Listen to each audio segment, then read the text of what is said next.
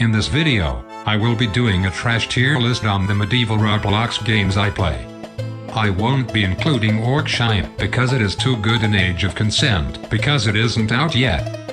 Field of Battle is B tier because it is quite enjoyable and has many maps but is highly repetitive, very outdated, and has pay to win. Also, hammers still have a cooldown. B tier.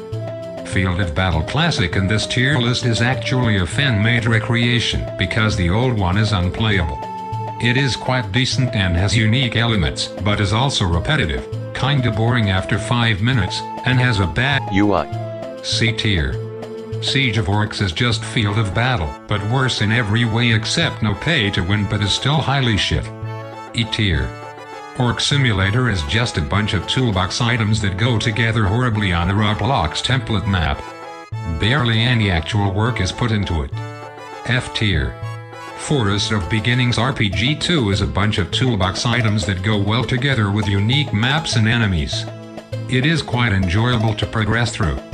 You might argue that it is bad because it apparently steals from the toolbox, but people who put stuff on the toolbox want other people to use them, and it doesn't exactly make the game bad. The creator of the game put hours of work into it. It is a B tier. Orclands goes in C tier because it is FOB RPG 2 but with less content but seems promising.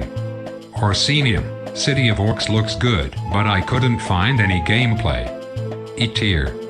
Spellbound Wizard RPG is awesome. It looks great and has great gameplay, maps, and progression.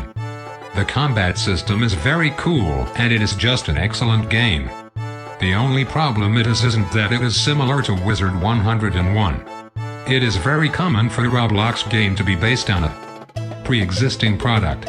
The problem is that it is filled with microtransactions, so it is only an AA tier, which is still very decent. Vesteria has a far better combat system than anything else on this list. It has massive maps, many enemies, tools, factions and quests. It also has the best dialogue out of any game in this tier list except Arcane Odyssey, and only has one negative, which is that items are locked behind a level requirement, but that is a very small problem that is surprisingly common in games. Vesteria is S tier. I will move Field of Battle up to AA tier and FOB Classic to B tier because I changed my mind. Nomrial Legends is a fairly decent game.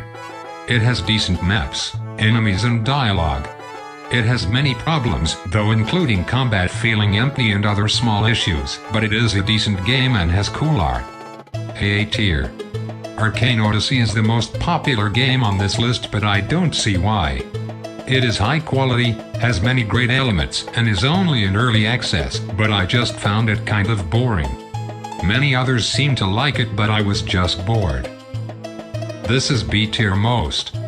Kingdom Tycoon, despite being a tycoon game, is actually very fun. It is similar to Clone Tycoon as in that troops generated from your buildings fight in the center.